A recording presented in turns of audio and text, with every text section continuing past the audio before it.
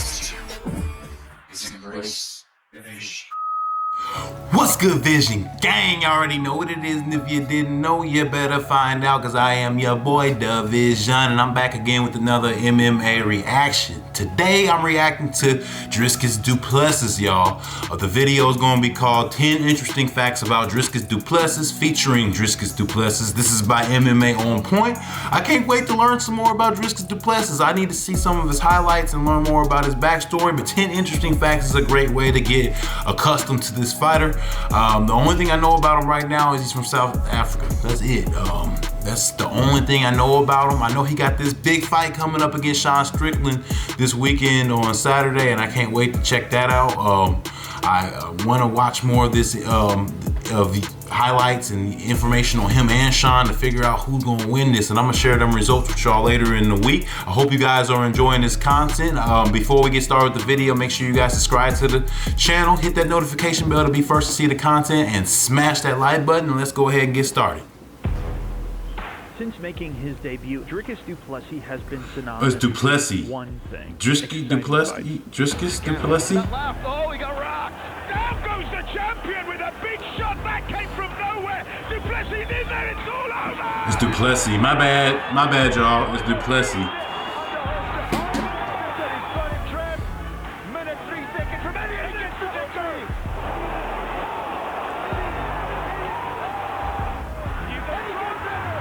From the ground here now. Du Plessis piling in the pressure. That's it. It's all over. And for that reason, he's been able to climb up the UFC's middleweight division in thrilling fashion. But who is he really outside of all that? Right. His past performances before the UFC, his whole kickboxing career, So he was a growing up in South kickboxer. Africa, and the experiences that shaped who That he was a is question I was today. going to have. What's his style? Fittingly, He's for this video, kickboxing. I've been It's going to be lucky an enough to interesting sit down fight with the man then. himself to go Him through and it Sean all. Strikers. Hello, Jason. Your setup looks really good. Oh, thank you. No, it's just my phone. Really? Yeah, the new iPhone's amazing. Dude, that's actually blowing my mind. Like, that looks so much better No, than I was I'm just joking. We got a whole TV set up, the camera and everything.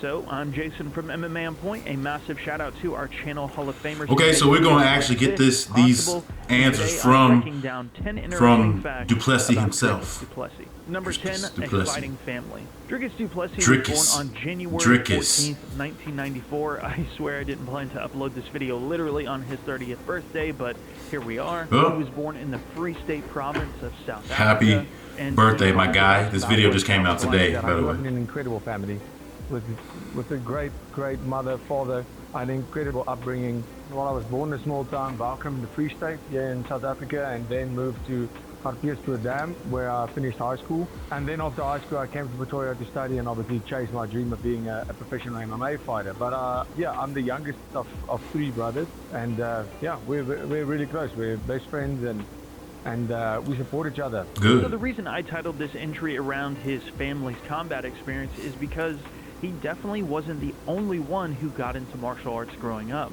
All of this, both my brothers are national champions in judo, multiple times. And that's how I got into martial arts. They were training judo. My one brother is 4 years older than me, the other one's 7 years older than me, and they both were, like I said, national champions. So, I mean, I grew up in an environment where we did, as an extracurricular activity, we did judo. The middle brother, Neil, he also fought in MMA, and he even fought on one of the same cards in EFC with Dricus. Okay, Pretty that's cool. crazy. So it was this That is environment cool. where he honed his competitive drive through a variety of sports, including rugby, which he wanted to do for a living growing up. Rugby is a sport I do not know nothing Meanwhile, in about South at Africa, all. There's a little bit more. We just don't play that here in the States. I don't know where y'all South from. Africa and crime. So the more you look into the country, and as you've heard from many people like Michael Bisping, who had a harrowing experience in the country himself.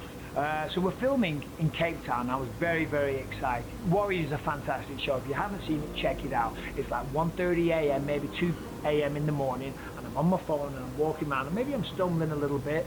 Anyway, I attract the attention of someone desirable. And then 2 guys jump out, and one of them, boom, puts a gun to my head. Now keep in mind, Bisping was in Cape Town, which is literally about a 16-hour drive from Pretoria, but the point is, in a country where the murder rate is literally 6 times higher than that of the United States. Oh, wow. You get a real I had no idea picture South that Africa you was that always bad. have to be on your guard in the country. But if we look at murder and attempted murder, we find that there's an increase and a constant increase. Dricus tells us what that was like for him growing up. Did you see a lot of crime growing up in Pretoria? Yes, yeah. We see a lot of crime all the time. Yeah, I guess it's different. If you are an American, you come to South Africa, you would think it's the most amazing place in the world. Firstly, let's say that it is the #1 place in the world. I love this place. I love it with everything in me. I love South Africa. But the things that we are used to, if you hear about they broke into your neighbor's house and so everything, and it's not a big deal because we have been so conditioned, because every single house I've ever lived in with my parents has been broken into multiple times while asleep. You know, they take everything in the house, whether when you're on holiday or, I mean, 4 times that I've been asleep, me, my parents, everybody asleep in the house, they would steal your phone right next to your bed and you wouldn't even know.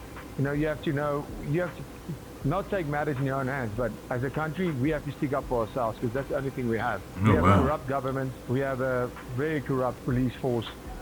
Many of these guns aren't coming from criminal networks, but from the police. Chris Prinsloo, a former police colonel, pleaded guilty to selling 2,400 guns to an arms dealer who sold them on to gangsters. Dang. But we still have a lot of lots of corruption in here. an incredible country. Sheesh. The adversity we have faced and that we face on a daily basis, we are built different. Nobody else is coming to help you.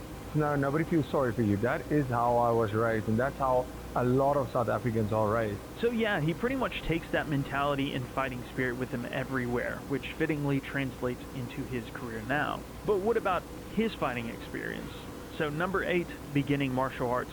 So being part of a fighting family, like I mentioned, it wasn't long before Dricus began his own journey into the fight game. And for him, it was pretty much at the earliest age possible. I did judo since the age of 5 till around 10. You know, I never thought of it. I was really quite good, and then we moved away. And then I took up wrestling for a year or 2. But also not too serious, and I wasn't at that stage too crazy about the wrestling because I was so used to the judo with the gi and all that. The wrestling, I didn't understand it, and I was just a kid.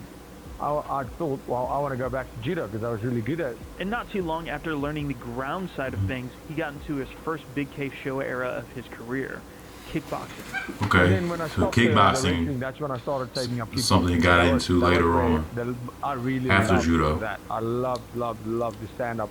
At the age of 14, that's when I really found my love for fighting, for MMA, for, you know, martial arts in general. And if you're wondering about jiu-jitsu, he started to take that up just a little later than kickboxing. But with fighting such a big focus in his family all growing up, why didn't he do this sooner? Yeah, I mean, I didn't train DJJ up until I was 17 years old for the first time I trained jiu-jitsu.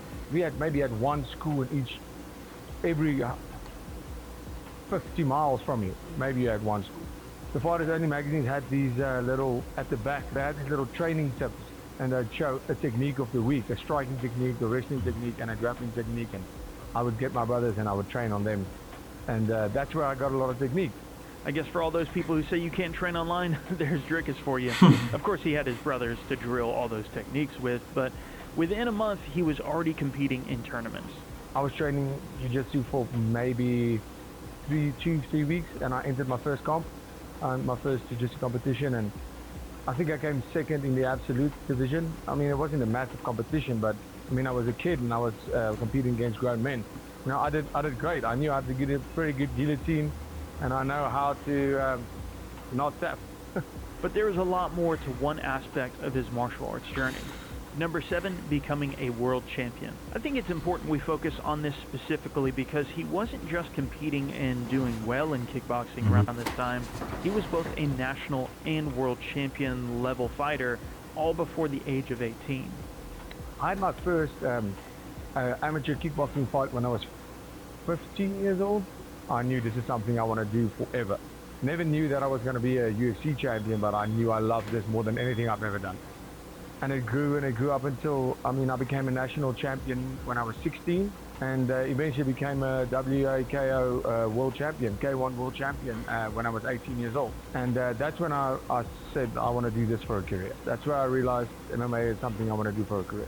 Being a K1 world champion means a lot, but coming from South Africa, if I want to make a living out of this and really go all the way, MMA is the way to go, firstly. And secondly, I always felt that I wanted to be a complete fighter. I don't want to be somebody that's a great boxer or a great kickboxer and then, you know, you get taken down and you'll... Because that was where my mind was at when I was a teenager. Is who is going to be the baddest man on the planet? And that's the UFC champion of the world. It's honestly pretty hard to find kickboxing footage around this time of his career, but I did a bit of digging on this So and you found a little bit. Dricus's old YouTube channel where he scored presumably one of the fastest K1 knockouts ever at an amateur level. Oh shit. And the guy had got no business being in that ring with him. The description of the video says, but it's still super impressive for someone competing at a junior level at around just 16 years of age at that time. But there was another passion that he had before MMA, which competed for his career aspirations. Number 6, rugby. I can't say I've seen too much rugby as an American, if I'm honest, but what I have seen live in stadiums here in England, I've thoroughly enjoyed. And it's pretty cool to see how American football has evolved out of it. If you watch old football footage, you can see some of those similarities from back in the day when they were still a bit more glaring. Like, check out these old jerseys that used to be worn in NFL games, and then compare that with the jersey you see Dricus wearing on the Old School South Africa podcast. It's pretty cool to see the shared history between the two sports. It looks like a polo.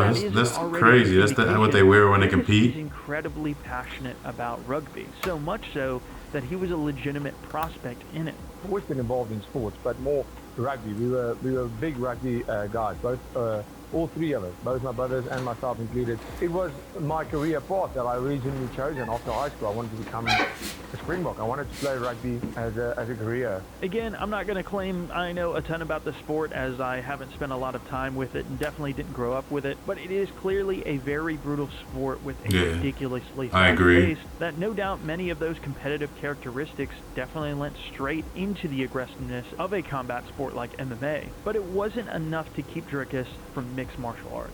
So then number 5, becoming a college dropout. Some of you may remember when another UFC middleweight star was surging in his career, Chris Weidman. He's talked at length about the early stages of his MMA career and how awkward it was when his wife was super accomplished and he was just an MMA fighter in the early days making no money. And everyone around, like the closest family members were saying, Chris, you need to get a real job. You need, like, my wife was busting her ass. She was getting her CPA. She from my daughter, she was pregnant. You know, I was making no money, $15,000, but slaving. So it was some tough times, man. It's crazy. Well, in the case of Du Plessis growing up in a fighting family, things weren't as tough for him in that regard. Obviously, I became, all my friends, the people close to me, they were supporting from the get-go, because from high school, everybody that knew me knew that this guy was a world champion K1 fighter. I was a world champion. It's the first time in history in South Africa that we had an amateur whacker world champion. Not to say he didn't ever come across some of those antiquated notions about the sport. Being a cage fighter, I hate being called a cage fighter. I absolutely hate it. When people say that don't know the sport would say, so it's like boxing, I would say yes, it's like boxing. Or they would say, is it like WWE? I would rather say yes, it's like WWE, than try to explain to them that it's cage fighting, because cage fighting has a stigma to it, and I'm not a cage fighter. I'm a MMA athlete. That's what I am. He's an MMA athlete. Okay, I like that. I like that. In the last year of his university education, last year, agricultural economics major to focus completely on MMA. And he only had a year to go. Well, he could easily go back and get his degree though once he retired. Are you going to become whatever you study? And I said, I don't Easy. care. I don't care about the money. I don't care about that. All I know. And is he'll be able to go back and do that. Nothing more. I'll figure it out as we go passion. along. And particularly for his first pro fight, well, that's a really great story of its own. So number 4, his first MMA fight. While he was just getting into studying agricultural economics at the University of Pretoria, he was already a very accomplished fighter with plenty of amateur experience, as I mentioned earlier. But it was also during this time that he got the call to come and debut for the most popular MMA promotion in perhaps the entire continent of Africa, and certainly the country, EFC.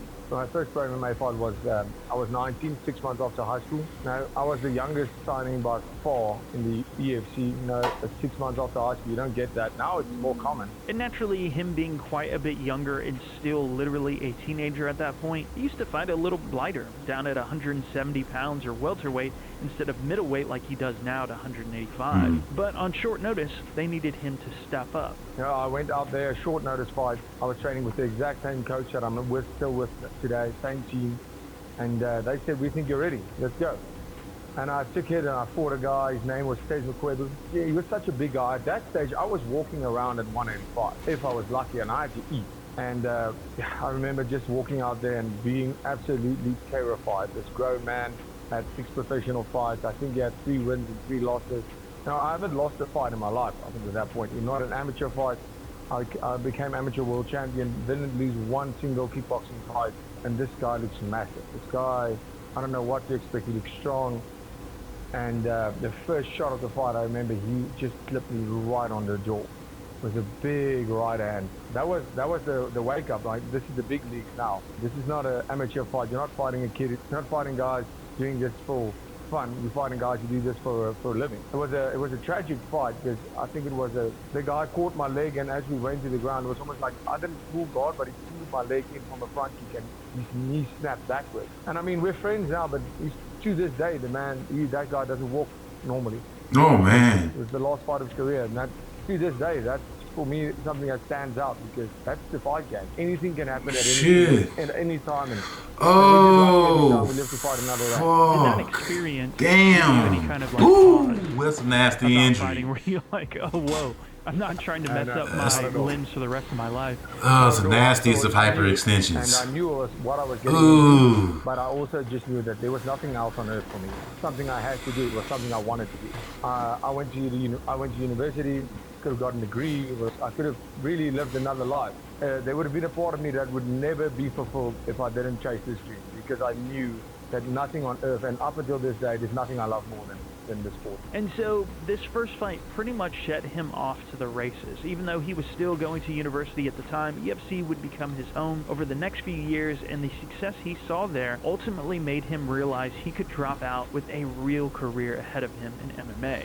So that moves us on to the next phase of his career, number 3, becoming double champ. Following that first fight in July of 2013, Dricus Du Plessis immediately began making a name for himself in EFC, fighting 2 more times within just 5 months to close out 2013. And rear naked, that first got fight him. at middleweight going pretty well, as horrific as it was, he chose to stay in the weight class and kept winning. He did so well, in fact, that by early 2014, he was already 4-0, which made him hard to ignore. So much so that at just age 20, he was already challenging for a World MMA title against the 12-2 Gareth McClellan, who was considered perhaps the most accomplished fighter in the entire continent at that time, and needless to say, a true pioneer for the region. The fight turned out to be a thrilling fight with submission attempts on the part of Du Plessis and some excellent ground control through the first 2 rounds by McClellan. And once the 3rd round came around, this happened. Trying here is McClellan. It looks like Dricus is out, and he's out. To be honest, as exciting as some of those moments were, this one wasn't very close despite some of those bright spots for Du Plessis.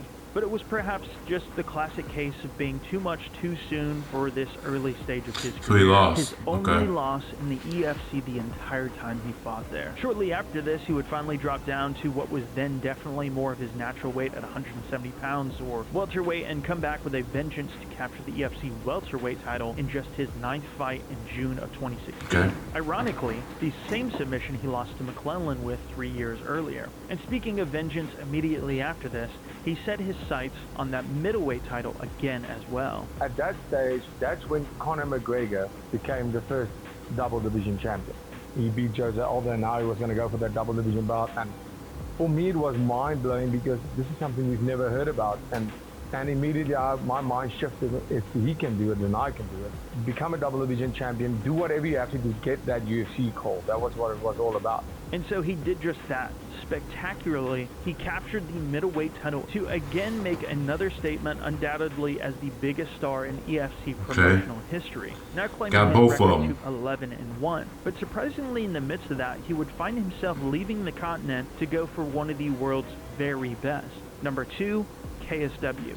But then you KSW. randomly got a call to go to Poland and fight one of the scariest dudes on the planet. How did that come about? How did you end up going to Poland randomly in the midst of that run? I said I want an international opponent. I don't want to fight the local guys anymore because now I had a couple of international guys I fought. And he said he would fight, and I fought Rafal Heritage. Rafal Heritage has serious power. Dricus Du Plessis in the bright green. He's a Polish fighter, and he was the #1 contender for the belt in the UFC, and I fought him, and I beat him. Oh my God, Dricus Du Plessis is an absolute beast. He's done it! He tapped him. Wow, okay.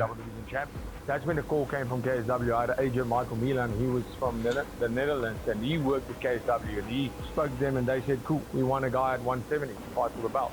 So yeah, suddenly he was in Poland and taking on one of the scariest fighters and most devastating champions who's never stepped foot into a UFC cage. Very careful about... Oh shit! Who is this dude? That's Roberto Soldic, or as he's better known, RoboCop. And when I tell you these two had an incredible fight, there is no doubting this one. Launch again, looking for that left. Oh, he got Oh around. shit! Dricus got him. Big got him. came from nowhere. Dricus. Du Plessis in there, it's There he all is. over. Dricus got It was a him. complete shock at the time, and not much was known about Du Plessis just yet worldwide. Bow! And this quickly Caught that changed chin. that. So the two would epically end up rematching, with RoboCop this time coming out on top after putting forth a much more composed performance to take back that win. Damn. You could have definitely argued for a third fight if you wanted to, had Dricus stayed in the promotion, either at welterweight again or middleweight, but there just wasn't enough space in between those first two fights for it to make sense.